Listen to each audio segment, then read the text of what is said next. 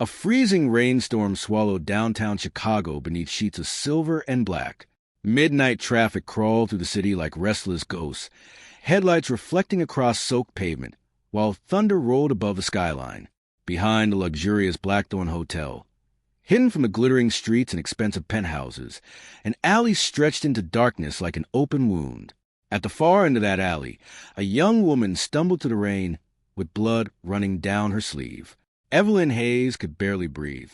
Her lungs burned from exhaustion, her vision blurred from pain, and every trembling step sent another wave of agony through her injured side. Rainwater mixed with blood beneath her boots as she pressed one shaking hand against the wound under her ribs. The warmth leaking through her fingers terrified her more than the cold.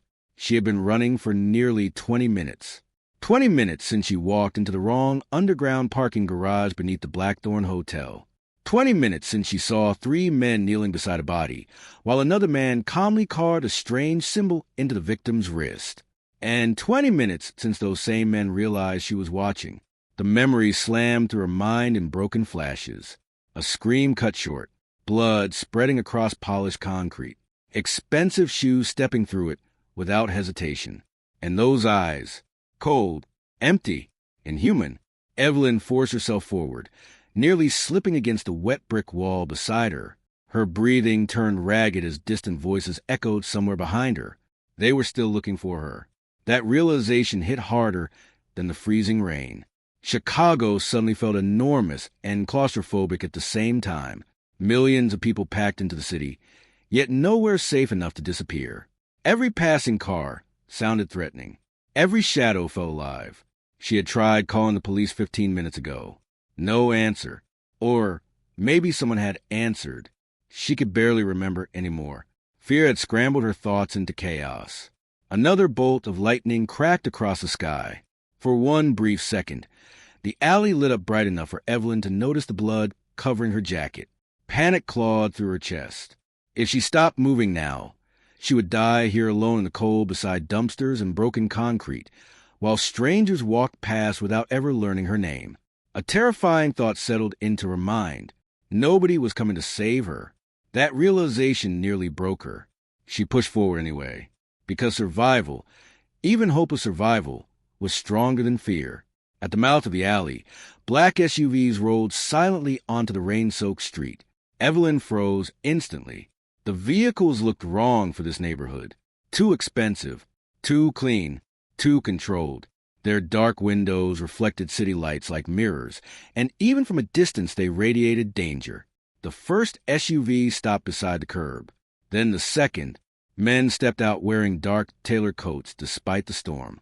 Large men, disciplined men, the kind who move with terrifying precision instead of wasted motion. Bodyguards.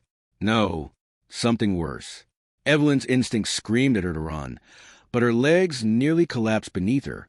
She staggered backward deeper into the alley, pressing herself against the wet brick wall. The rear door of the final SUV opened slowly, and Roman Valeni stepped into the rain. The city feared many men. Politicians, drug traffickers, corrupt businessmen hiding violence behind expensive smiles. But Roman Valeni existed above all of them like something untouchable. People whispered his name carefully in Chicago. Not loudly, never casually, because rumors about Roman Valeni usually ended in funerals.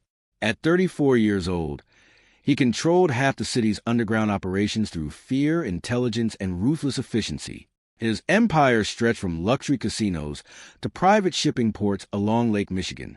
Federal investigators had spent years trying to build cases against him and failed every time. Witnesses disappeared. Evidence vanished. People learned not to ask questions. Roman himself rarely appeared in public, which only made him more terrifying. The mystery surrounding him had become almost mythological. Some believed he had personally ordered dozens of executions. Others claimed he never touched violence directly anymore because his reputation alone was enough. Standing beneath the storm now, he looked less like a criminal and more like a man carved from darkness itself. Tall, controlled, impossibly calm. Rain slid across the shoulders of his black overcoat, while his sharp gray eyes scanned the street with quiet authority. Men twice his size instinctively moved around him with absolute obedience. Power followed him naturally. Not loud power, the dangerous kind. The kind that never needed to announce itself. Roman adjusted the cuff of his sleeve before speaking quietly to one of his men. Even from a distance, Evelyn could sense something terrifying about his composure. Nothing about him felt rushed. Nothing emotional. He carried himself like a man completely accustomed to violence. Then his gaze shifted, straight toward the alley. Toward her. Evelyn's heart stopped. For one horrifying second, neither of them moved. Rain hammered the pavement between them, while thunder growled overhead. Roman's expression never changed, but his eyes sharpened slightly. He had seen her. Panic exploded through Evelyn's body. She turned to run deeper into the alley, but pain ripped violently through her side. Her knees buckled instantly. She crashed hard against the concrete. The impact knocked the air from her lungs. Somewhere behind her, footsteps approached. Steady, unhurried, certain. Evelyn tried forcing herself up again, but her arms trembled too violently to support her weight. Blood soaked through her jacket faster now. Warm, sticky, endless. The footsteps stopped beside her. For several seconds, silence stretched between them, except for the storm. Roman Valenti looked down at the bleeding stranger curled against the pavement. Most men in his position would have walked away immediately. Actually, Roman usually would have walked away. His world had taught him one brutal lesson very early in life. Mercy created weakness, and weakness got people killed. Helping strangers invited complications. Complications became threats. Threats had to be eliminated. That philosophy had kept him alive for years. Yet something about the woman lying in the rain caught his attention. Maybe it was the blood. Maybe it was the terror in her eyes. Or maybe it was the fact that despite obvious pain, she still looked ready to crawl away from him if necessary. Fear mixed with survival instinct. Roman recognized that expression well. One of his men stepped closer. "Boss, we should leave." Roman remained silent. Evelyn forced herself backward across the pavement, her breathing shaking uncontrollably. She expected him to finish what the others started. Men this powerful never helped people like her. Then Roman crouched slightly, close enough for her to see the sharp angles of his face beneath the rain, close enough to notice how emotionless his eyes truly were. "What happened to you?" he asked quietly. His voice surprised her. Low, controlled, dangerous, not cruel. That almost frightened her more. Evelyn opened her mouth, but nothing came out except a weak breath. Her thoughts spiraled violently as memories flashed again. The parking garage, the body, the symbol carved into flesh. Then one of the killers turning toward her. Roman studied her carefully. "She's losing blood," another guard muttered. "Could be a setup or police bait." Roman ignored them. Evelyn's vision blurred harder now. Darkness crept at the corners of her eyesight, while cold spread through her limbs. She realized with sudden horror that she might actually die in front of him, and somehow that felt strangely humiliating. A weak laugh almost escaped her. After years of surviving terrible jobs, unpaid rent, loneliness, and disappointment, she was going to die in an alley beside a mafia king no normal person would dare approach. Life had a cruel sense of humor. Roman noticed her shivering worsen. For the first time, uncertainty crossed the faces of the men around him. They were waiting for orders. Roman rarely hesitated, but something about the situation bothered him deeply. Then Evelyn whispered 3 broken words. "They're hunting me." Roman's eyes narrowed slightly, not because of fear, recognition. People did not hunt random women across Chicago unless something serious had happened. Very serious. Rainwater dripped from Roman's dark hair as he studied the blood on her jacket more carefully. Professional wound. Knife, most likely. Not random violence. Calculated violence. Which meant organized people were involved. And organized people operating this boldly near his territory interested him. One of the SUVs suddenly received a radio transmission. The guard answered quickly before looking toward Roman. "Movement 2 blocks east," he said carefully. 3 vehicles approaching. Roman's expression hardened instantly, so the girl had been telling the truth. Someone was coming. Fast. Evelyn heard engines in the distance, and panic surged through her exhausted body. Tears mixed with rain across her face, before she could stop them. She did not want to die. Not here. Not like this. For the first time in years, something unfamiliar stirred beneath Roman Valeni's cold exterior. Not pity. Something sharper. Protectiveness. And that realization irritated him immediately. Without another word, Roman removed his coat and draped it over Evelyn's shoulders before lifting her effortlessly into his arms. His men exchanged stunned looks but said nothing.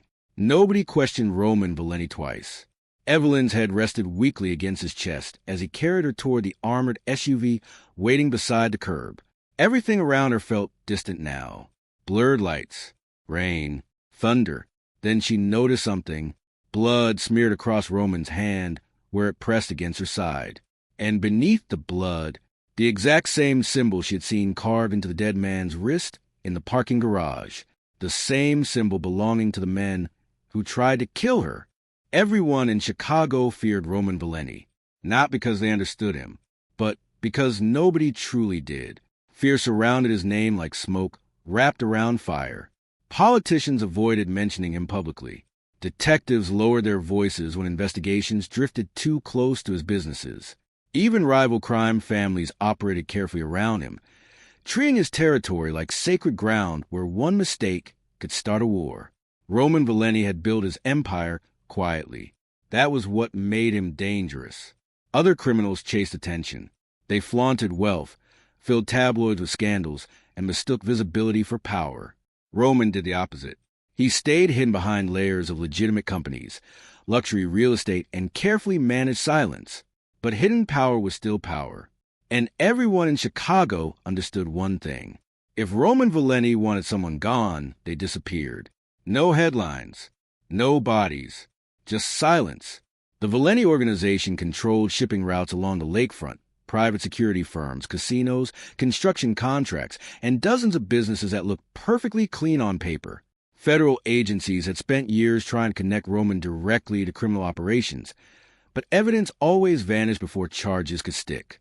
Witnesses suddenly changed testimony. Files disappeared. People stopped talking. And through it all, Roman remained untouchable. But beneath the expensive suits and controlled reputation existed something much darker. A man built by violence long before he ever commanded it.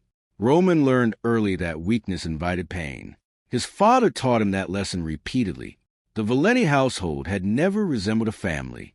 It had been a battlefield disguised as wealth. Roman grew up surrounded by screaming arguments, broken glass, and blood hidden beneath polished marble floors. His father ruled their home the same way he ruled his empire, through fear, especially toward women.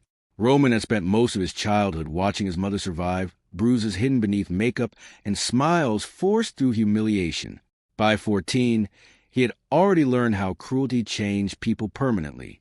By 16, he learned how hatred could turn a boy cold enough to survive. And by 23, Roman Valeni buried his father himself.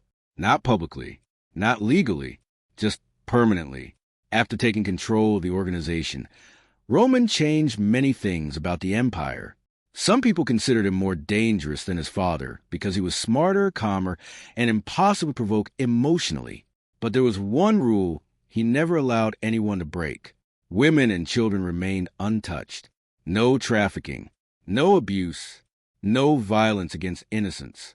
Men who ignored that rule disappeared faster than enemies. Roman never explained why. He never had to.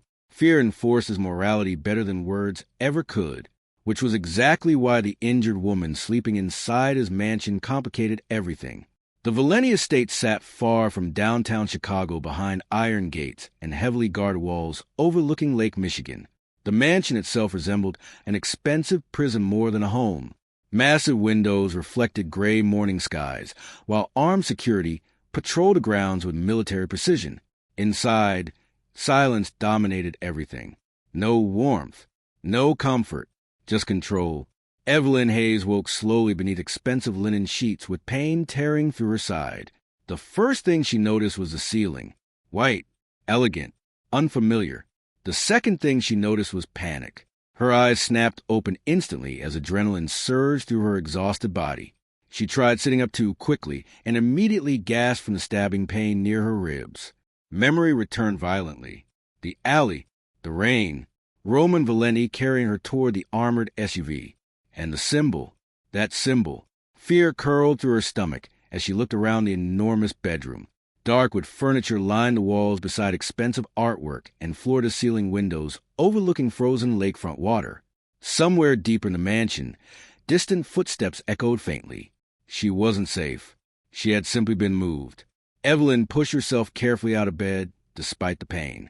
Her clothes were gone, replaced with soft black sweatpants and an oversized sweater clearly not belonging to her. A fresh bandage wrapped tightly around her ribs. Someone had treated her wound professionally. That realization unsettled her even more. She moved toward the bedroom door, cautiously before stopping. Locked. Of course it was locked. Her pulse quickened.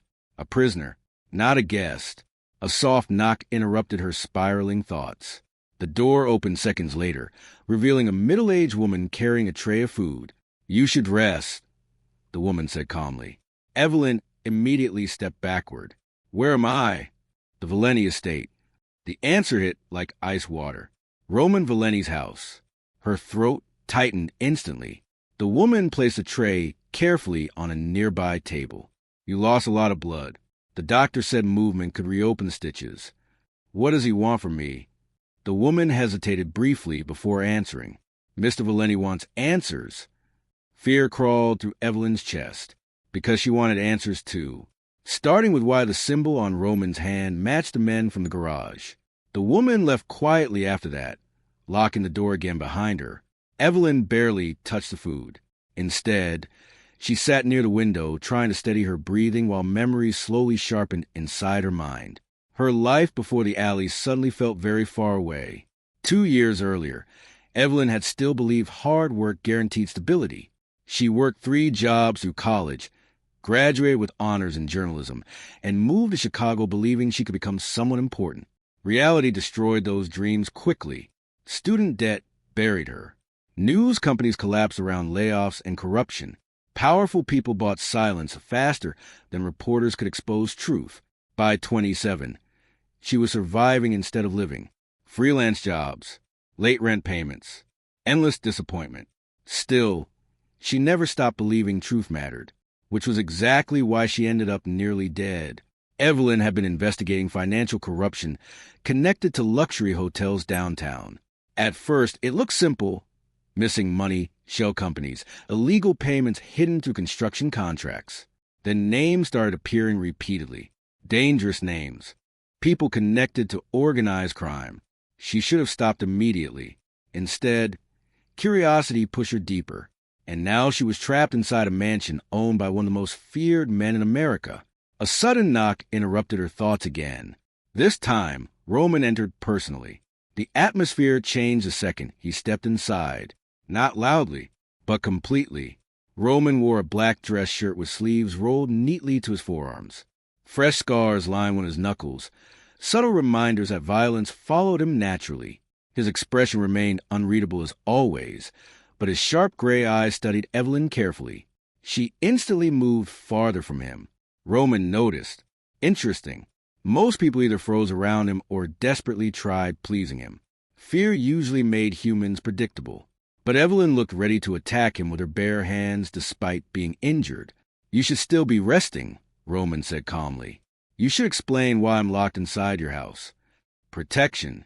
Feels more like kidnapping." Roman almost smiled at that. "Almost.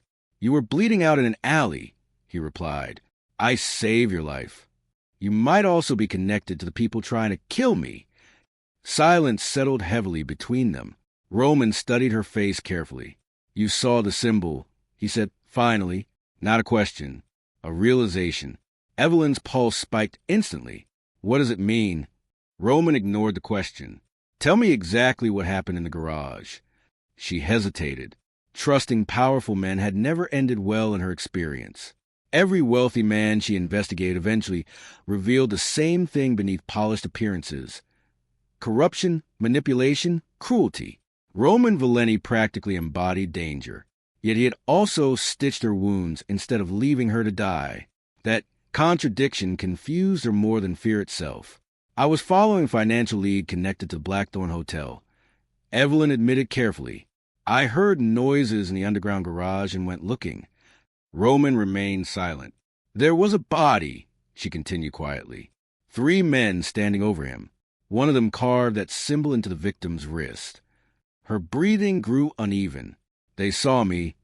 Roman's jaw tightened slightly. Not visibly enough for most people to notice.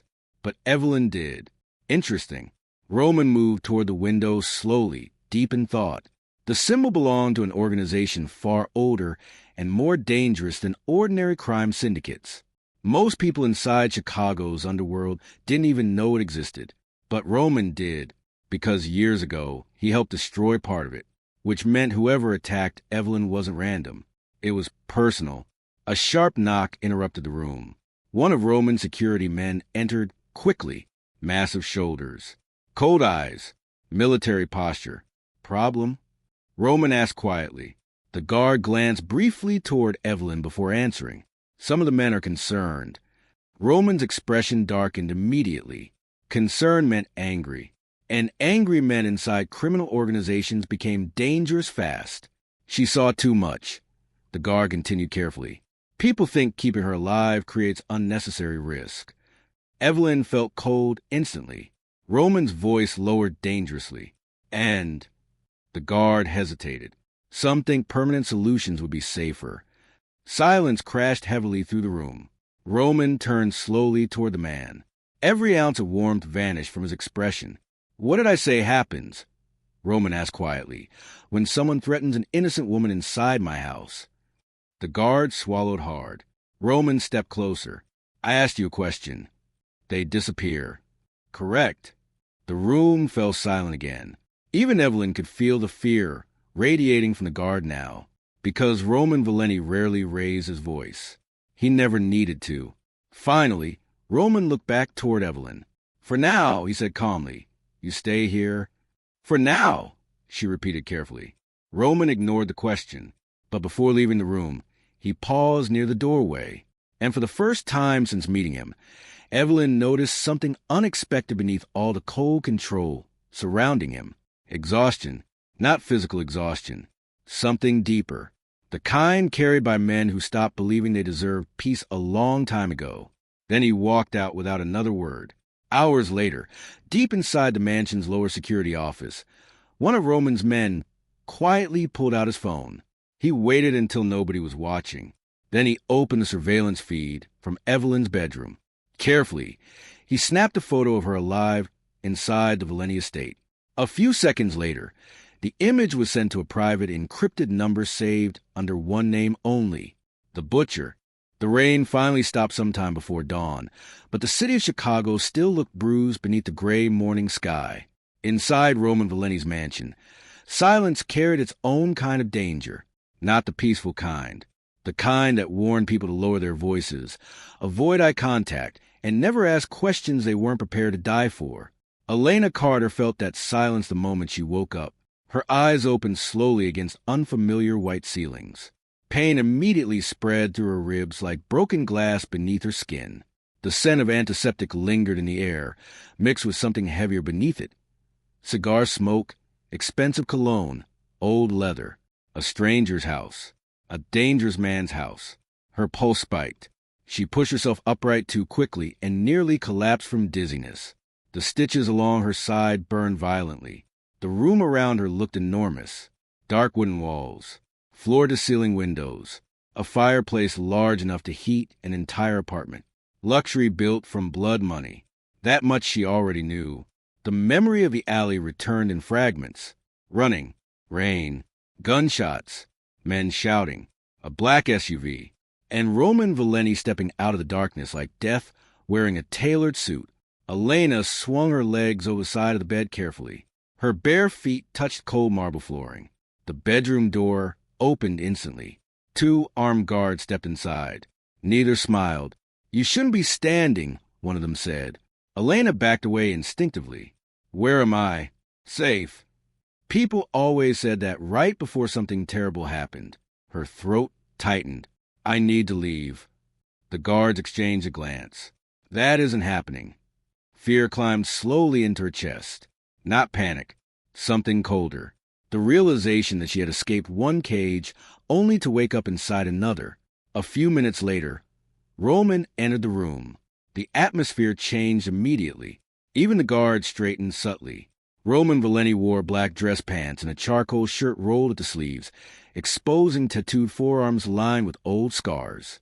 He looked freshly showered, composed, completely in control, but his eyes looked exhausted, like sleep had abandoned him years ago. Elena hated that she noticed. Roman studied her silently for a moment. "You're supposed to rest." His voice remained calm, controlled, almost emotionless. That somehow made him more terrifying. Elena folded her arms tightly. "You kidnapped me." "No, I stopped you from bleeding to death in an alley. That doesn't mean I trust you." "Good," Roman replied. "Trust gets people killed." The answer caught her off guard. Most powerful men demanded obedience. Roman demanded caution. That difference unsettled her more than threats would have. He approached slowly, careful not to corner her. "You were attacked by professionals," he said. "Not street criminals. Not random violence." Elena's stomach twisted, because she knew that already. She remembered the look in those men's eyes. Cold, efficient, hunting her. Roman continued watching her carefully. "You saw something." "Not a question. A fact." Elena looked away immediately. That tiny reaction told him enough. Roman walked toward the fireplace, hands behind his back. "My men searched the alley after we left. 3 bodies were found nearby." Her breathing stopped. "They killed each other?" "No," Roman's voice darkened. "Someone cleaned the scene before police arrived." A chill spread down her spine.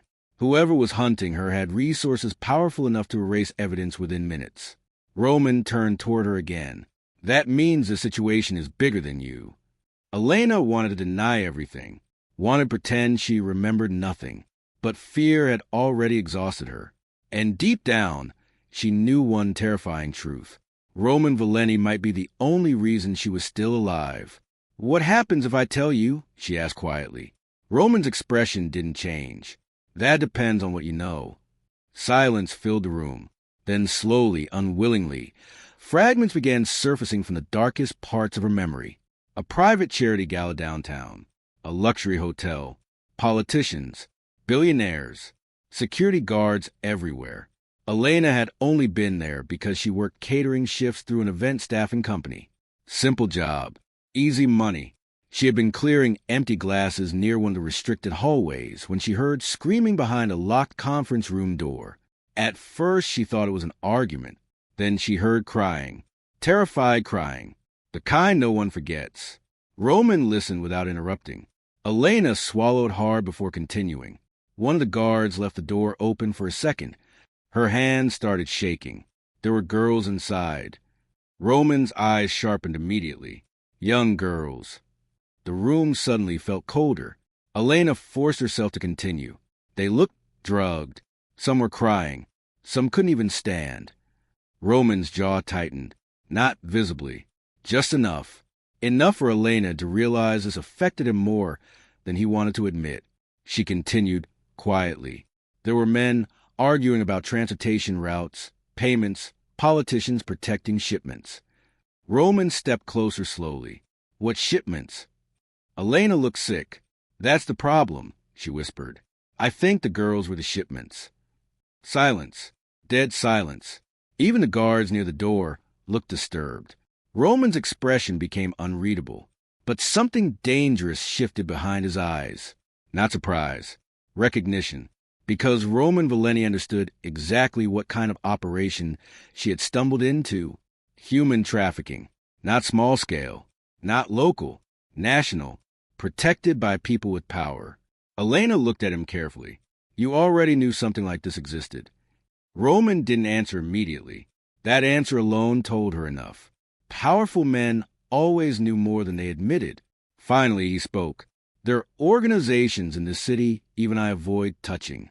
The sentence hit harder than shouting ever could.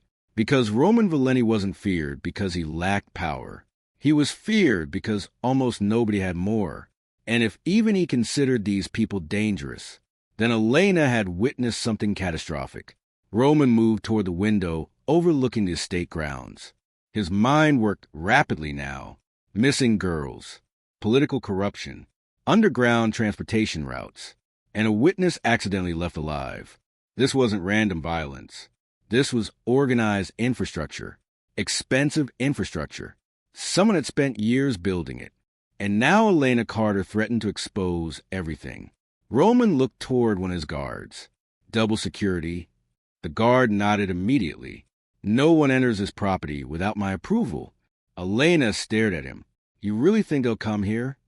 Roman looked directly at her. They already know you survived. Fear punched through her chest. How? Organizations this large monitor everything. Hospitals, police scanners, security footage. His voice remained steady. The second you disappeared from that alley, they started looking. Elena suddenly felt trapped again. Every exit seemed imaginary. Every window felt watched. Roman noticed a panic rising in her expression. For a brief moment, something unexpected crossed his face. Sympathy. You're safe here, he said quietly. Elena almost laughed at the irony. Safe inside a mafia mansion. Safe beside one of America's most feared criminals. Yet somehow, part of her believed him. That realization scared her more than anything else. Hours later, Roman sat alone in his office reviewing security reports. The mansion remained heavily guarded, phones encrypted, movement restricted, but his instincts screamed the same warning repeatedly. Someone inside his organization was leaking information. Too many details had spread too quickly. Too many enemies already knew Elena survived. A knock interrupted his thoughts. Luca entered carefully. Roman trusted Luca more than almost anyone, which meant Roman only trusted him slightly. You asked for updates, Luca said. Roman nodded once. Luca placed a folder onto the desk.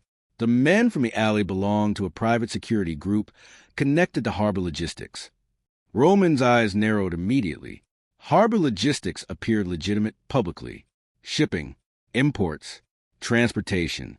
But Roman knew cleaner businesses often had uglier operations underneath. What about political ties? Luca hesitated. That's where things get complicated. He opened the folder. Photographs, financial records, campaign donations, judges, police commissioners, senators. Roman's expression hardened with every page. The corruption reached everywhere. And then he saw one specific name. Councilman Edward Graves. Roman leaned back slowly. Graves had attended private dinners at Roman's own mansion before. That meant the corruption wasn't distant anymore. It was already inside his world. Luca lowered his voice carefully. If Elena talks publicly, this city burns. Roman knew that already, which explained why powerful people wanted her dead so badly.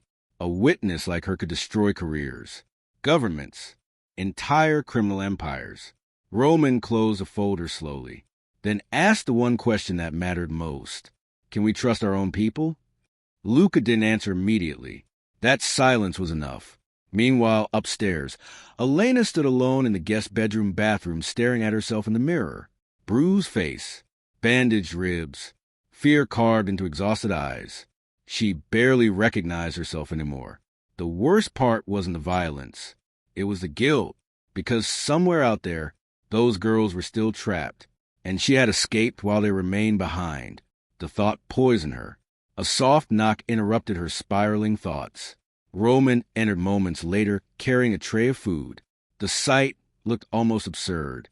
A mafia boss bringing dinner personally. Elena frowned slightly.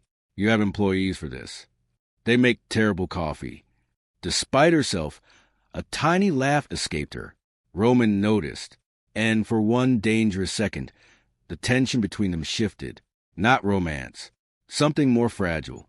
Recognition. Two damaged people standing on opposite sides of morality. Roman set the tray down. You should eat.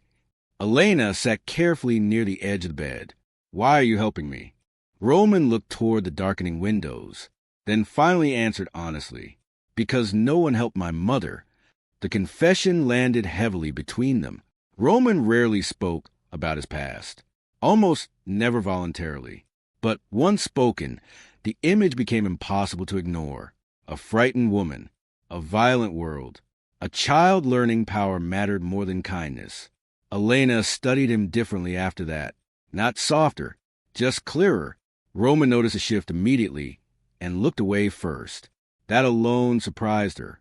Most dangerous men enjoyed being feared. Roman carried fear like something exhausting. Before either could speak again, alarm suddenly exploded through the mansion. Both froze instantly. Roman moved first, gun already in his hand. The hallway outside erupted with shouting, running footsteps. One of the guards yelled from downstairs, "Security breach!" Elena's blood turned ice cold. Roman grabbed her wrist immediately. "Stay behind me." The mansion lights flickered once. Then the entire estate plunged into darkness. And somewhere outside in the distance, gunfire erupted. Minutes later, Roman discovered a hidden recording device concealed inside Elena's silver necklace. And the voices captured in that recording included one of the only men Roman had ever trusted like a brother. The most dangerous betrayal never came from enemies. It came from the people trusted enough to walk freely through the front door. Roman Valeni understood that better than anyone. Still, as gunfire echoed through his mansion and darkness swallowed the estate, even he realized too late that someone close to him had already chosen a side. Emergency backup lights flickered on across the hallways in violent red flashes. The mansion transformed instantly from luxury into battlefield. Armed men stormed through corridors. Shouts echoed from downstairs. Glass shattered somewhere near the eastern wing. Elena stood frozen near the bedroom doorway, heart hammering so hard she could barely hear herself think. Roman moved with terrifying calm beside her, gun raised, eyes cold, focused, not afraid. That frightened her more than the gunfire itself, because this wasn't chaos to him. This was familiarity. Roman grabbed her wrist firmly and pulled her toward the hidden hallway beside the master suite. "Stay behind me," he ordered quietly. The authority in his voice left no room for argument. Elena followed immediately. Another burst of gunfire exploded downstairs. One of Roman's men screamed. Then silence. Roman's jaw tightened slightly. Not emotional. Calculating. He opened a concealed steel door built into the wall paneling. Inside sat a narrow emergency corridor hidden within the architecture of the mansion itself. Elena stared in disbelief. "You built secret tunnels?" Roman checked the ammunition in his pistol. "My father did." The answer carried history beneath it. History soaked in paranoia and survival. Roman stepped into the corridor first. Elena followed close behind as the steel door sealed quietly behind them. The narrow passage smelled like dust and old concrete. Dim emergency lights glowed overhead while distant gunshots vibrated faintly through the walls. Elena's breathing remained uneven. "Who's attacking us?" Roman's eyes stayed forward. "That's what worries me." "What does that mean?" He finally looked at her. External enemies don't know this mansion well enough to cut power this fast. The realization hit her instantly. Someone inside helped them. Someone trusted. A cold wave of paranoia settled over everything. Roman led her through the tunnel toward a secondary security room hidden beneath the estate. Once inside, he locked the reinforced door and immediately activated surveillance monitors lining the walls. Camera feeds flickered alive. Smoke filled parts of the mansion. Bodies lay across marble floors. Blood spread beneath shattered chandeliers. Elena covered her mouth. Roman remained motionless, but his eyes darkened with every screen. Then suddenly, he froze. One of the camera feeds showed armed men bypassing security checkpoints effortlessly, not searching, navigating directly toward Roman's private quarters. They already knew the layout. Roman zoomed the footage closer. One of the attackers wore an earpiece tied directly into mansion communications. Internal access. Internal clearance. Someone from Roman's own organization had opened the gates for them. Elena watched the realization settle across his face slowly. Not shock, disappointment, as if betrayal no longer surprised him, only exhausted him. A voice crackled suddenly through the security speakers. "Boss!" Roman grabbed the microphone instantly. "Luca." Relief briefly crossed his expression, then vanished just as quickly. Luca sounded breathless. "We contained most of them downstairs, but there's a problem." Roman's eyes narrowed. What problem? A pause. Then, the attackers knew where the cameras were before entering. Roman went silent, because only a handful of people had access to that information. Family, inner circle, trusted man. Elena saw something dangerous shift behind his eyes. Not rage. Worse, calculation. Roman had spent years building loyalty through fear, money, and protection. Now he was being forced to ask the one question every powerful man eventually faced. Who among them wanted him dead? Hours passed before the mansion was finally secured. Bodies were removed quietly. Blood cleaned before sunrise. The outside world would never hear about the massacre hidden behind Beleni walls. That was how powerful organizations survived. They buried truth faster than victims. Elena remained inside the underground security room, while Roman coordinated damage control upstairs.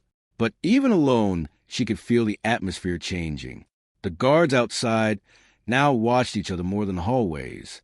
Conversations stopped when footsteps approached. Hands stayed closer to weapons. Fear inside criminal organizations spread faster than bullets, especially after betrayal. Roman returned shortly before dawn. His black shirt was stained with blood, not all of it his own. Elena stood immediately. "You're hurt." "It's nothing." The bruise forming along his jaw suggested otherwise. Roman removed his gun slowly and placed it onto the desk before sitting heavily in the chair nearby. For the first time since she met him, he looked tired. Not physically, emotionally, like something old and ugly had reopened inside him. Elena hesitated before speaking. "You know who betrayed you?" Roman stared at the surveillance screen silently. "No." That single word carried more danger than shouting ever could, because uncertainty made violent men unpredictable. Elena studied him carefully. "You trusted them." Roman gave a humorless smile. "That was my first mistake." Silence settled between them. Not awkward. Heavy. Elena slowly sat across from him. "You can't survive like this forever." Roman looked at her. "Like what?" "Believing everyone eventually turns against you." His expression hardened slightly. "They do." The certainty in his voice revealed years of experience behind it. Elena thought about arguing, but the mansion above them still smelled like gunpowder and blood. Maybe Roman's worldview existed for a reason. Still, she noticed something beneath his brutality now. Loneliness. The kind powerful men never admitted to. Roman leaned back slowly, exhaustion creeping through his posture. "My father used to say fear creates loyalty." Elena waited quietly. Roman stared at nothing for several seconds before continuing. "But fear only works until someone gets offered something stronger." "What's stronger than fear?" Roman's eyes met hers. "Hope." The answer lingered heavily between them, because hope made desperate people dangerous. Hope convinced traitors they could survive betrayal. Hope started wars. Elena watched him carefully. This version of Roman didn't match the monster described throughout Chicago. No arrogance, no cruelty, just a man carrying the weight of violence for so long he no longer remembered how to put it down. And somehow, that made him even more dangerous. Later that evening, tension spread across the mansion like poison. Roman gathered his inner circle inside the main conference room. 10 men, all armed, all suspicious. No one trusted anyone anymore. Elena watched secretly through security monitors from upstairs. Roman stood at the head of the table, silently. The room itself felt suffocating. No one dared speak first. Finally, Roman broke the silence. "Someone open my gates." Calm voice, deadly tone. Every man remained perfectly still. Roman continued slowly. They knew security rotations, camera placements, escape routes. His gaze moved across each face carefully. "That information comes from this room." One man cursed quietly beneath his breath. Another shifted uncomfortably. Roman noticed everything. "Always. You all claim loyalty," he said. "Tonight loyalty gets tested." Lucas stepped forward slightly. "Roman, we'll find whoever did this." Roman's expression never changed. "No," he replied quietly. "I will." The room somehow became colder, because everyone there understood exactly what that meant. Roman Valeni didn't forgive betrayal. He erased it, Meanwhile, upstairs, Elena noticed something strange through the hallway cameras. One of the bodyguards stationed outside her room kept checking his phone nervously, every few minutes. Every time footsteps approached, his behavior felt wrong. Paranoid, sweaty, afraid, Elena stared harder at the screen, then froze. The guard quietly slipped a small folded note beneath the hallway rug before walking away. Her pulse quickened instantly. Minutes later, another guard retrieved it. No words exchanged. No eye contact. Just silent coordination. Elena immediately understood. Messages. Secret communication inside the mansion. The betrayal was still active. Someone was feeding information outward even after the attack failed. She rushed downstairs searching for Roman, but before she reached the conference room, the mansion lights suddenly shut off again. Darkness swallowed the corridor instantly. Then came screaming. Gunshots exploded nearby. Men shouted downstairs. Elena's breath caught in terror. Not again. Footsteps thundered toward her through darkness. Fast. Too fast. She backed away instinctively just as a figure emerged from the shadows holding a silenced pistol. One of Roman's trusted captains. Marco DeLuca. His face looked calm, almost apologetic. "Elena," he said softly. "Wrong place. Wrong time." She turned to run, but another gunshot erupted first. Marco's body jerked violently. Blood sprayed across the hallway wall. He collapsed instantly. Roman stepped from the darkness behind him holding a smoking pistol, expression empty, cold beyond emotion. Elena stared in horror. Roman walked forward slowly and kicked Marco's weapon away, then crouched beside the dying man. "Who ordered it?" Marco coughed blood violently. Roman grabbed his collar harder. "Who?" The dying man laughed weakly. That terrified Elena more than the blood, because hopeless men only laugh when something worse was coming. Marco looked directly into Roman's eyes. "You think this ends with me?" Roman's face became stone. Marco smiled through blood. "You were dead the second your family stopped fearing you." Then his body went limp. Silence filled the corridor. Roman remained crouched there for several seconds without moving. Elena noticed something shift inside him again. Not grief, recognition. As though Marco's final words confirmed the suspicion Roman had desperately hoped was wrong. Slowly, Roman stood. His expression now looked far more dangerous than rage. Because rage burned hot. This looked cold, controlled, personal. Elena stepped closer carefully. What did he mean? Roman stared down the dark hallway silently, then finally answered. "My family built this empire before I was born." His voice sounded distant now. Heavy. "In families like mine, power only belongs to you until someone stronger decides otherwise." Elena felt dread curl through her chest. "You think your family ordered this?" Roman looked toward the blood spreading across marble floors, then toward the surveillance camera blinking silently above them. And for the first time since meeting him, Elena saw genuine fear hidden deep inside his eyes. Not fear for himself. Fear of what happened next. After surviving the assassination attempt, Roman finally uncovered the terrifying truth. The order to kill him hadn't come from a rival mafia family. It came directly from someone carrying the Valeni name. Rain hammered against the towering windows of Roman Valeni's mansion as the city of Chicago disappeared beneath layers of fog and cold darkness. The estate remained silent on the outside, but inside, tension moved through every hallway like smoke after a fire. The attack from inside the mansion had changed everything. Roman no longer trusted the men who had once sworn loyalty to him. Guards were replaced overnight. Security systems were rebuilt. Every entrance was monitored by armed soldiers, personally selected by Roman himself. The mansion had transformed into a fortress preparing for war. But none of that frightened Evelyn Carter as much as a change she saw in Roman. He had become quieter, more dangerous, and far more protective of her than before.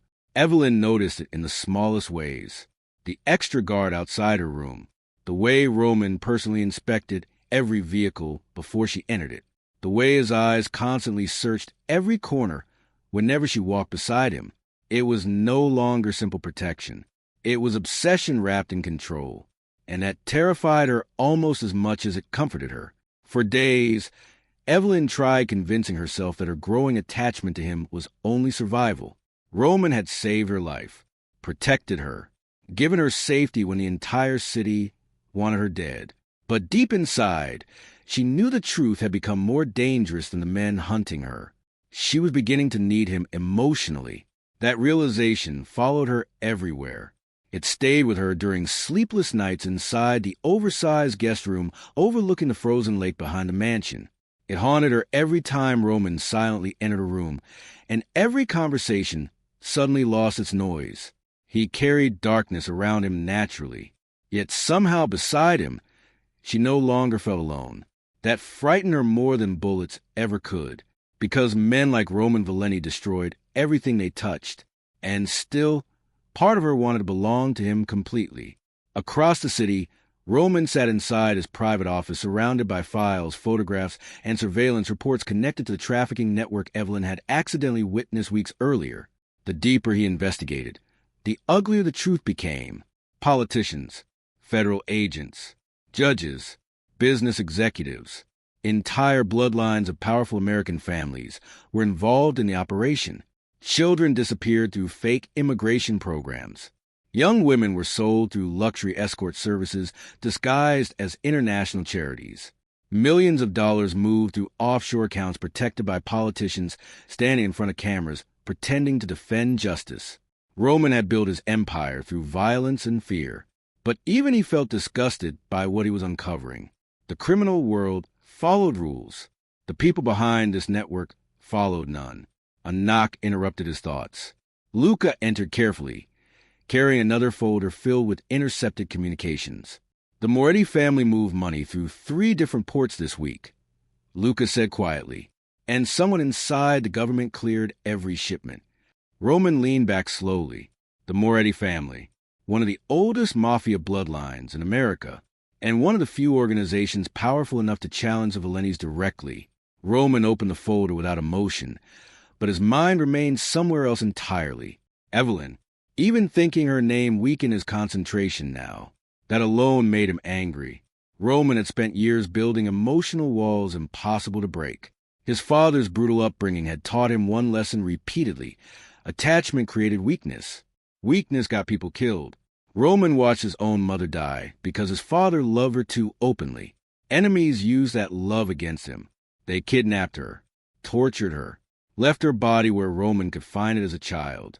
From that moment forward, Roman buried every vulnerable part of himself beneath violence, discipline, and control, until Evelyn entered his life bleeding and terrified. Now the walls he spent years building were cracking apart, and he hated himself for allowing it. "She's changing you," Luca said carefully. Roman's cold eyes lifted immediately. Luca rarely crossed personal boundaries.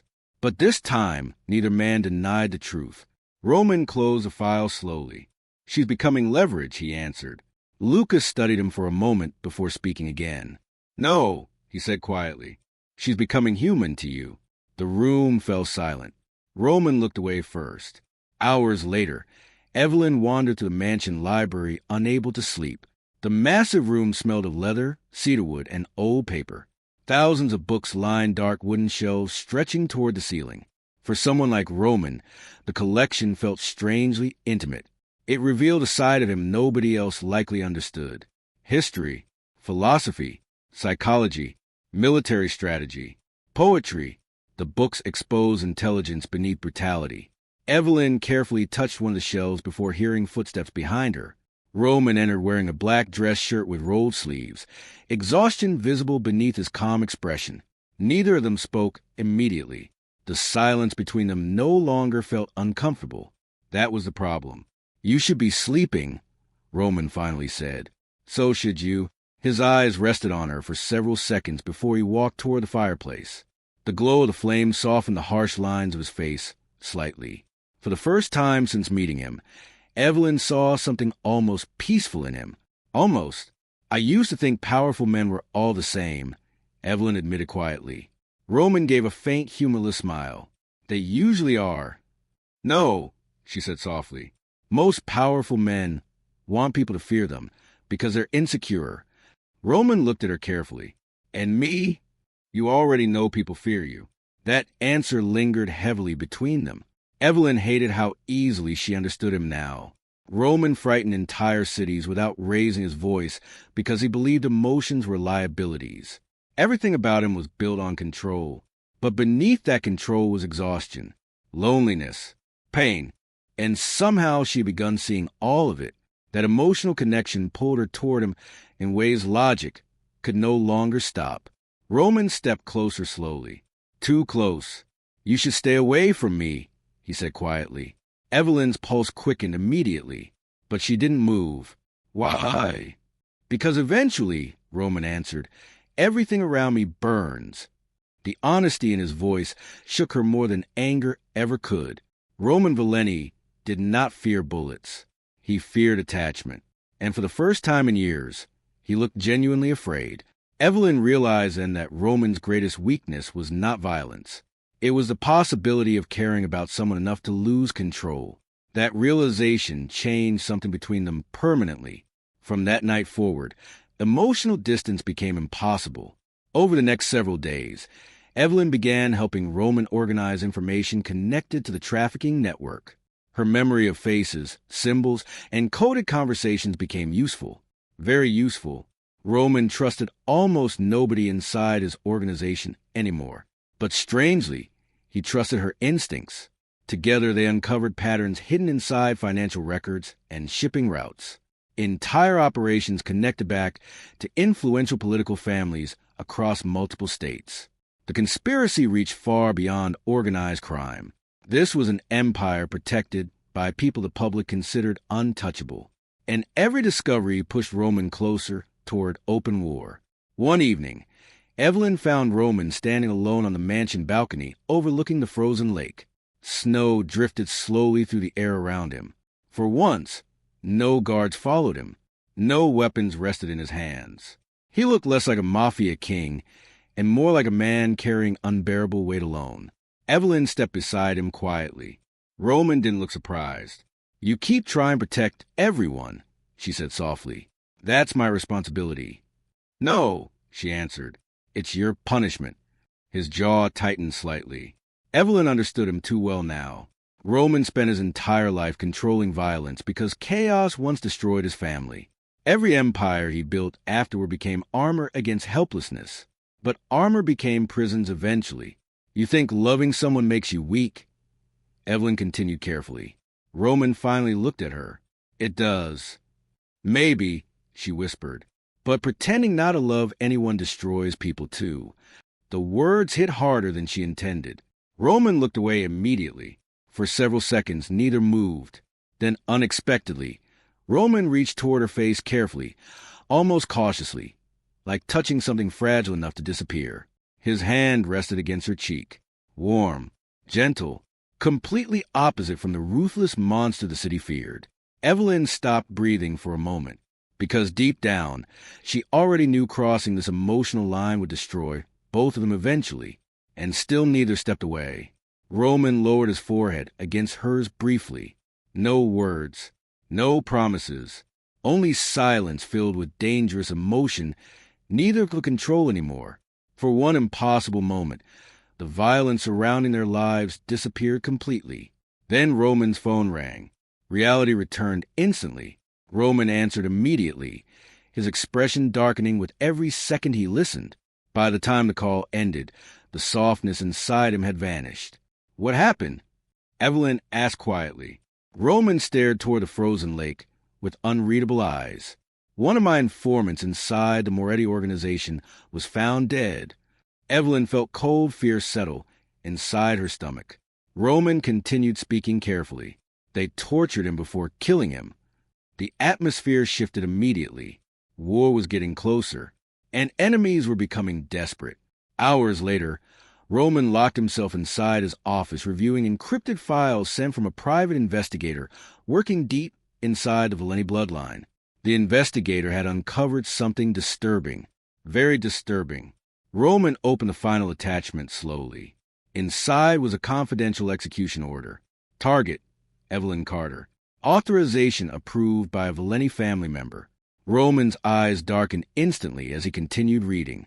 The order included payment transfers, assassin contact information, and a family authorization seal only accessible by inner blood relatives.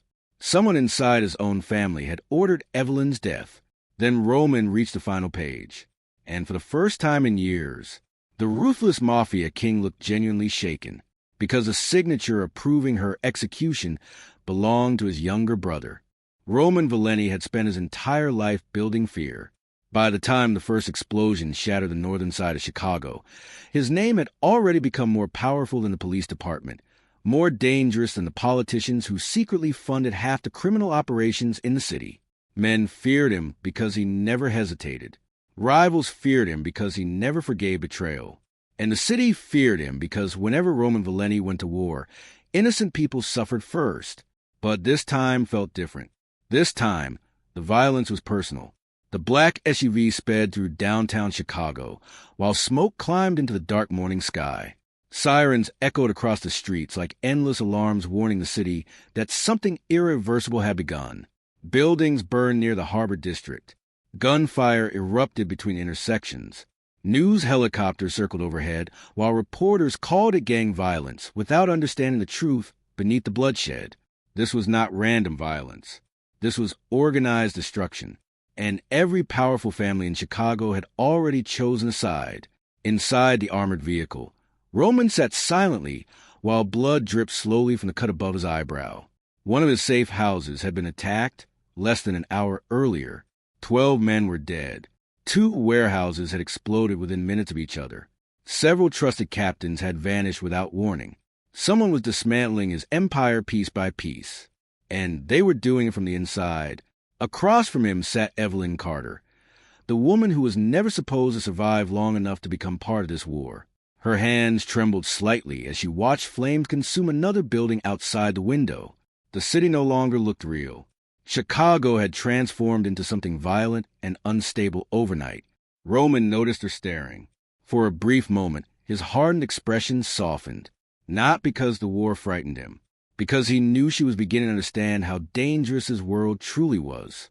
Evelyn had once believed monsters looked obvious. She thought evil men announced themselves through cruelty and violence. But Roman had taught her the terrifying truth about power. The most dangerous people smiled during charity events, shook hands with senators, donated money to hospitals, and ordered executions before dinner.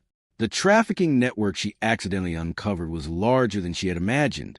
Politicians, judges, police commanders, mafia families. Every powerful system connected together like hidden chains beneath the city. And now those same people wanted her dead before she exposed everything. The SUV stopped suddenly near an abandoned underground tunnel beneath the financial district. Roman's remaining soldiers stepped out first, weapons raised carefully while checking every dark corner around them. Evelyn looked at Roman. He looked exhausted for the first time since she had met him. Not physically, emotionally. War changed people. Even men like Roman. Especially men like Roman. The underground location had once served as an emergency weapons facility decades ago. Now it became one of the few remaining places Roman still trusted. Concrete walls surrounded them. Dim lights flickered overhead. Armed guards watched every entrance nervously. Nobody felt safe anymore. Roman walked toward a large wooden table covered in maps, photographs, burner phones, and surveillance reports. Several captains stood waiting nearby, but the tension inside the room felt poisonous. Nobody trusted each other completely now. That was the problem with betrayal. Once it entered a room, it never truly left. Roman studied the information silently. 3 more businesses connected to his operations had been seized overnight through anonymous federal investigations. Bank accounts were frozen. Hidden shipments disappeared before reaching the harbor. Safe routes through the city had somehow leaked to rival crews. Someone close to him continued feeding information to the enemy, and every hour made the damage worse. Evelyn remained near the far side of the room, quietly observing everything. Over the past weeks, she had changed. Fear still existed inside her, but survival had sharpened her instincts. She no longer looked like the terrified woman bleeding in an alley. Now she looked like someone learning how monsters survive. One captain slammed his fist against the table. "We should move her tonight," he snapped while glaring toward Evelyn. Every attack started after she entered our lives. Roman's eyes lifted slowly. The room immediately fell silent. Nobody interrupted Roman Valenti twice. She stays, Roman said calmly. The captain hesitated before speaking again. People are dying because of her. No, Roman replied coldly. People are dying because someone betrayed me. The tension became unbearable. Evelyn could feel it spreading through the room like invisible fire. For the first time, she understood the true weight Roman carried every day. Leadership inside a criminal empire was not built through loyalty alone. It survived through fear, manipulation, paranoia, and calculated violence. One weakness destroyed everything, and Roman had developed a weakness. Her. Later that night, rain poured across the city while Roman stood alone inside a private office hidden beneath the tunnel facility. The room remained quiet except for distant thunder outside. Evelyn entered carefully. Roman didn't look up immediately. His hands rested against the desk, while countless thoughts moved behind his cold expression. What happens now? She finally asked. Roman stared toward the rain-covered window. Now they burn the city until one side disappears. His voice sounded empty, not emotional, just tired. Evelyn studied him silently. Beneath the violence, beneath the reputation, beneath the terrifying control, Roman carried something darker than rage. Loneliness. Men like Roman could rule entire cities and still trust nobody. That kind of isolation destroyed people slowly. You can still leave, Roman said quietly. I can arrange a new identity. New country. New life. Evelyn shook her head almost immediately. She surprised herself by doing it. Weeks earlier, she would have escaped the first chance she got. But something had changed between them during the chaos, the fear, and the night spent surviving together. Roman protected her when it endangered his empire. Nobody had ever done that before. You think sending me away fixes this? She asked softly. Roman finally looked at her. For a brief second, the Ruthless Mafia boss disappeared behind exhaustion and buried emotion. Yes, he answered honestly. Because if you stay near me, eventually they'll use you to destroy me. The truth inside those words frightened her more than the war itself. Not because she doubted him, because she knew he was right. Hours later, another attack came, this time closer. Gunfire erupted near one of Roman's western compounds, while explosions lit up the industrial district. Emergency calls overwhelmed police lines. Social media flooded with videos showing armed men fighting openly through the streets. Chicago officially became a battlefield. Inside the underground facility, panic spread rapidly. Several guards rushed through corridors carrying rifles, while others screamed into radios demanding updates. Roman moved instantly. Calm, focused, terrifying. This was the version of Roman his enemies feared most. The man became colder during chaos instead of weaker. Violence sharpened him. Evelyn followed closely behind, while armed soldiers secured exits around them. Then everything changed. A wounded guard stumbled through the hallway before collapsing against the wall. Blood covered his chest. They breached the south entrance, he gasped painfully. Roman grabbed the man immediately. How many? The guard looked terrified. Too many. Seconds later, automatic gunfire exploded through the lower corridors. Screams followed. Roman shoved Evelyn behind him while drawing his weapon. The underground facility descended into chaos.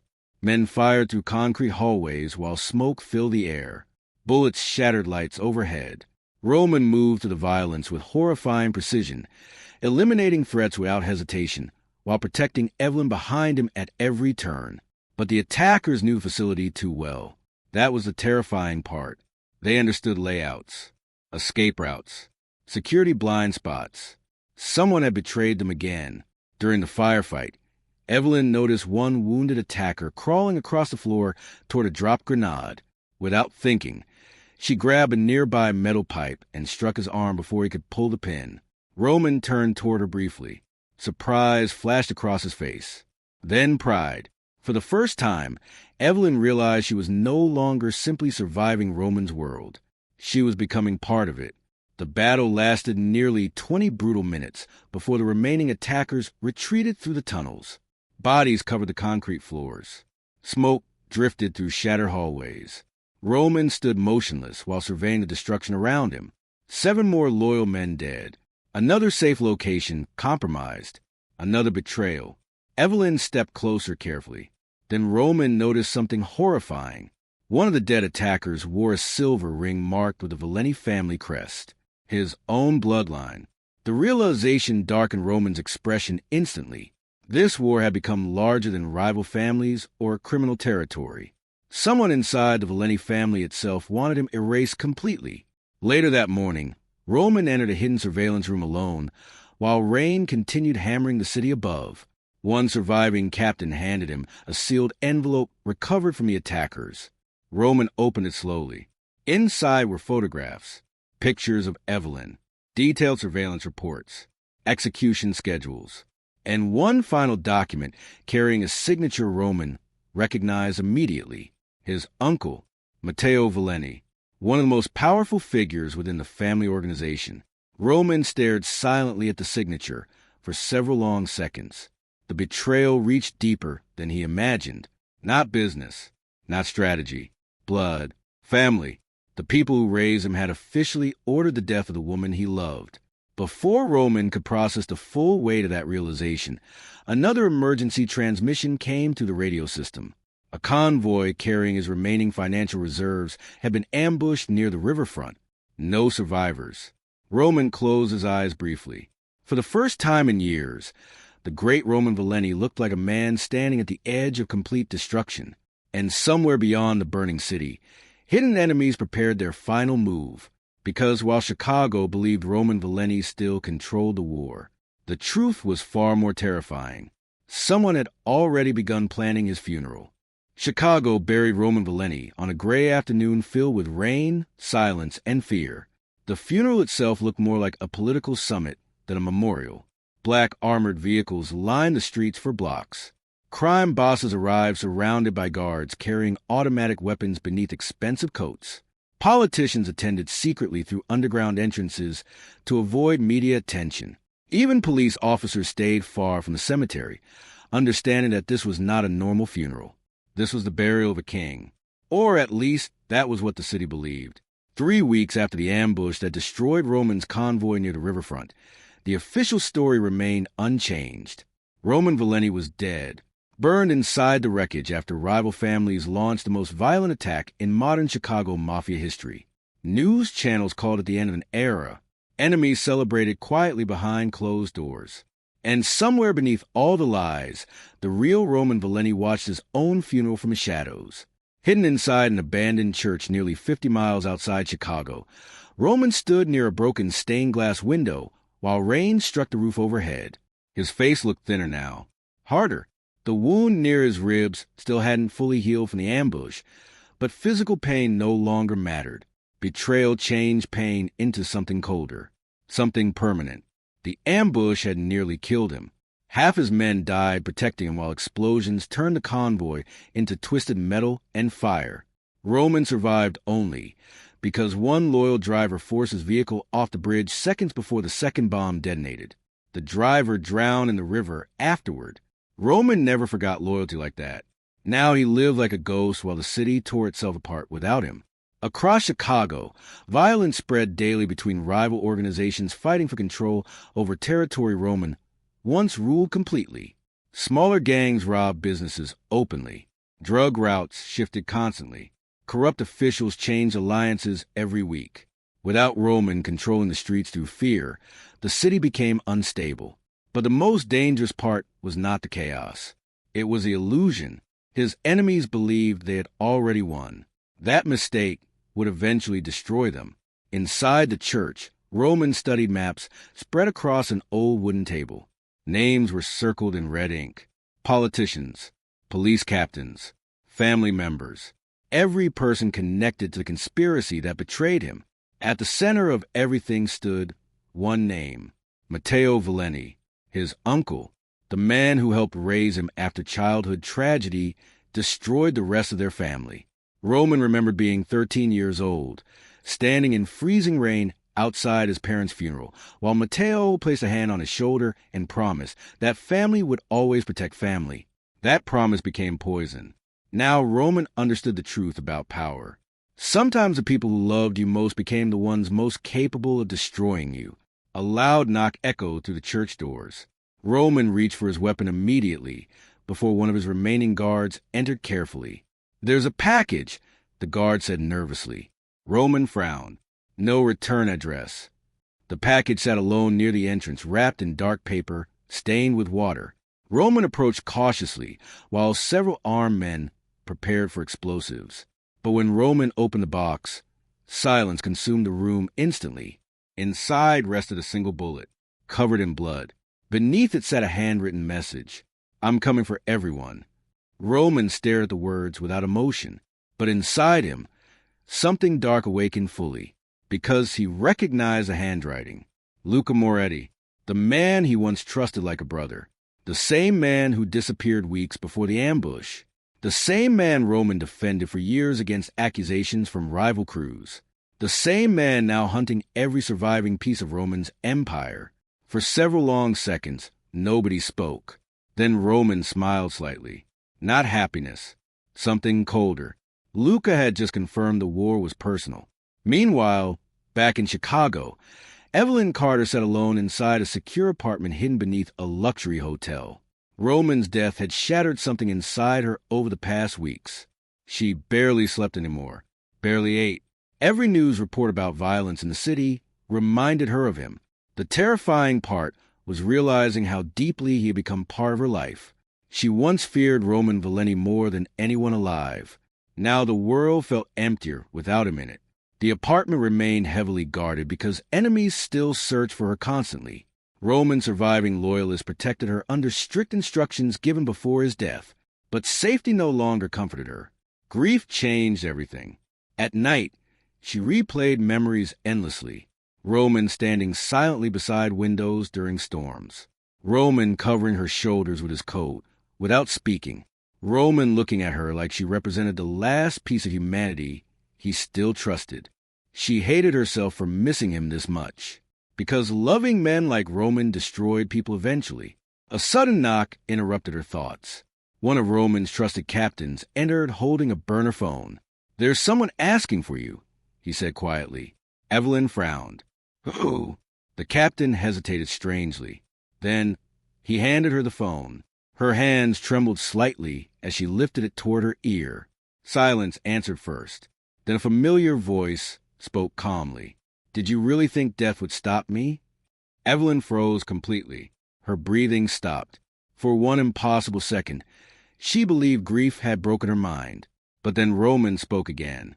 And this time, emotion cracked through his cold voice the first time. "I tried staying away," he admitted quietly. "But I couldn't leave you alone in this." Tears filled Evelyn's eyes instantly. Not because Roman survived. Because she realized how terrified she had been of losing him forever. 2 nights later, Roman returned secretly to Chicago through underground routes controlled by remaining loyal soldiers. The city he once ruled now looked wounded beyond recognition. Burned buildings scarred entire neighborhoods. Armed crews controlled streets openly. Fear had become normal. Roman observed everything from inside a hidden armored van, while preparing his revenge carefully. But revenge no longer felt simple. Weeks in hiding had changed him psychologically. The betrayal from his own family carved something darker into him. Roman no longer trusted loyalty, love, or morality completely. Every decision now balanced between justice and brutality. And the frightening truth was this. Part of him wanted violence. Part of him wanted every traitor to suffer slowly. That realization disturbed even him. Late that night, Roman finally reunited with Evelyn inside an abandoned theater converted into a temporary safe house. The moment she saw him alive, every wall inside her collapsed instantly. Roman looked different now. His face appeared rougher, his eyes colder. The near-death experience had erased whatever softness remained inside him. Yet, when he looked at Evelyn, something human returned briefly. Neither of them moved immediately. The silence between them carried weeks of grief, fear, and emotional exhaustion. Then Evelyn crossed the room and wrapped her arms around him without hesitation. Roman stood frozen for half a second before holding her tightly against him. For a man feared by an entire city, Roman suddenly looked exhausted instead of powerful. Evelyn realized something terrifying in that moment. Roman survived the ambush physically, but emotionally, part of him never escaped the fire. Over the next several days, Roman rebuilt his strategy from the shadows. Secret meetings took place across abandoned factories, underground garages, and hidden tunnels beneath the city. Loyal soldiers slowly returned after learning he survived, and fear returned with them, because rumors spread quickly through Chicago. Roman Valeni was alive. At first, nobody believed it. Then bodies started appearing. One corrupt judge vanished from his private yacht. A politician connected to trafficking networks disappeared after leaving a fundraiser downtown. Several gang leaders were found executed inside warehouses with Roman's symbol carved into the walls. The city entered panic again. Roman had become something worse after betrayal. He no longer cared about appearances or control. Now he wanted vengeance. Evelyn noticed the psychological transformation immediately. Roman barely slept anymore. He spent nights studying files and tracking enemies across the city. The humanity she once uncovered beneath his brutal exterior seemed buried under rage, and that frightened her, not because she feared him, because she feared what revenge would turn him into permanently. One evening, Evelyn found Roman sitting alone on the rooftop of the theater while rain poured across Chicago again. The skyline glowed through smoke and distant fires. Roman stared silently toward the city. "This ends with me dead," he admitted quietly. Evelyn shook her head immediately. "You don't know that." Roman looked at her carefully. "Yes," he said, "I do." There was no fear in his voice, only acceptance. That frightened Evelyn more than violence ever could. For the first time, she understood that Roman never expected redemption for himself. Men like him survived through blood and power, until eventually the same violence consumed them too. That was the cost of becoming a monster for survival. Evelyn stepped closer. "You still have a choice," she whispered. Roman almost smiled sadly. "No," he replied. "I lost that choice the day I buried my first enemy." The emotional weight inside his voice stayed with her long after the conversation ended. Days later, Roman finally uncovered the final piece of conspiracy. A hidden financial trail connected every betrayal, every assassination, every attack, and every political cover-up together. And behind it all stood Luca Moretti, Roman's closest friend, the man who grew beside him inside the Valeni organization since childhood, the man Roman once trusted enough to die for. Luca had manipulated rival families, corrupted officials in Roman's own bloodline for years secretly, while building his own criminal empire beneath everyone's noses. But the worst part was not the betrayal itself. It was the reason behind it. Luca believed Roman had become weak. Weak because of emotion, weak because of Evelyn, weak because somewhere beneath all the violence, Roman still protected innocent people instead of fully embracing cruelty. And Luca intended to erase that weakness permanently. Roman stared at the evidence silently while rage darkened his expression slowly, because betrayal from enemies created hatred. But betrayal from brothers created something much worse. The war was no longer about power. Now it was personal revenge between two men who once loved each other like family. And as Roman loaded his weapon late that night, he finally understood the horrifying truth behind everything that happened. The mastermind responsible for destroying his empire was the only man he had ever truly trusted. Roman Valeni had spent most of his life believing power could solve anything.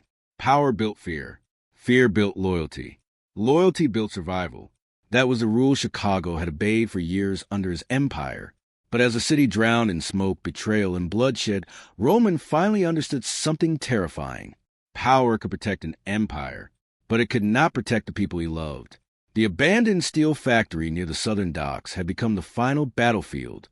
Rain poured across broken windows and rusted machinery, while armed men moved through shadows with military precision.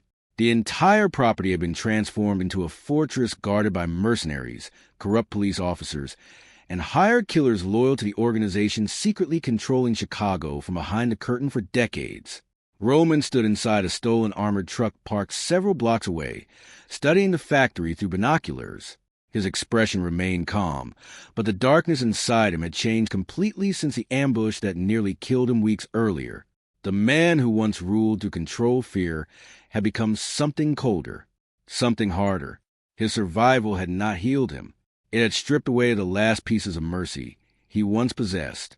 Beside him sat Elena Pierce, the woman who had accidentally entered his world after collapsing wounded in an alley behind a luxury hotel. She no longer looked like the terrified woman Roman had rescued during the storm. The fear still existed inside her, but now it lived beside strength. Pain had transformed her too. The necklace containing the hidden recording rested tightly in her hand. That single recording had exposed everything. Trafficking networks, political corruption, assassinations, and the alliance between powerful mafia families operating across America. Judges, senators, police commissioners, businessmen. Every major institution had been infected, and at the center of it all stood Adrian DeLuca, Roman's former brother, the man he once trusted more than himself. Adrian had orchestrated the betrayals, manipulated Roman's family members, ordered executions, and fueled a war that destroyed half the city. Every explosion, every death, every betrayal traced back to him. Roman had spent weeks hunting him from the shadows. Tonight was the end. Inside the truck, silence stretched heavily between Roman and Elena. Outside, thunder shook the streets while distant sirens echoed through the city. Elena studied Roman carefully. The scars on his face had healed badly after the ambush. His eyes looked emptier now, stripped of warmth by grief and revenge. Even his movements felt mechanical, as though rage alone kept him alive. That frightened her more than the violence surrounding them, because she realized Roman no longer feared death, and men who stop fearing death become the most dangerous creatures in the world. Roman finally loaded ammunition into his pistol before speaking quietly. The moment this starts, there's no turning back. Elena looked toward the factory. There was never a way back. Roman said nothing, because she was right. Too many graves stood behind them now. Too much blood stained the city. Roman's remaining loyal soldiers prepared nearby, while helicopters circled invisibly above the clouds. Across Chicago, police scanners erupted with false emergency reports created by Roman's hackers to distract authorities from the docks. Everything had been planned carefully. This was not revenge anymore. It was extermination. Yet despite all his preparation, Roman's thoughts kept returning to Elena. Not the war, not Adrian. Her. That terrified him most. For years, Roman had avoided emotional attachment because he understood its weakness. Love created hesitation. Hesitation created vulnerability. Vulnerability got people killed. His father taught him that lesson through violence. His enemies proved it through betrayal. But Elena had destroyed every wall he built, and now the entire criminal underworld knew it. Roman finally handed her a small handgun. If anything happens, it will, Elena interrupted softly. Roman looked at her. The sadness in her eyes hurt more than bullets ever could. She moved closer before speaking again. You can still leave this life behind. Roman almost laughed at the impossibility of those words. Men like him did not escape. The world never allowed monsters redemption, especially monsters who built empires from blood. Elena, he said quietly, if I walk away tonight, Adrian keeps controlling everything. More women disappear. More families die. More cities burn. And if you stay? Roman did not answer immediately, because for the first time in years, he truly did not know whether he would survive. Outside, engines suddenly echoed near the docks. Roman's men immediately raised weapons. 3 black SUVs entered the area before stopping near the factory gates. Armed guards surrounded the vehicles, while floodlights illuminated the rain-covered concrete. Then Adrian DeLuca stepped out. Even from a distance, Roman recognized him instantly. Perfect suit, calm posture, cold confidence, like death wearing expensive clothing. Adrian slowly looked toward the city skyline before entering the factory, surrounded by bodyguards. Roman's expression darkened. The time had come. Minutes later, explosions erupted across the eastern side of the docks as Roman soldiers launched the first attack. Gunfire instantly shattered the night. Bullets tore through windows while armed men stormed through smoke and steel corridors. Chicago's final mafia war had begun. Roman moved through the chaos like a ghost. Precise, Silent, merciless. Every movement carried deadly focus. Mercenaries fell before realizing he was there. Security teams collapsed under coordinated assaults while fire spread through.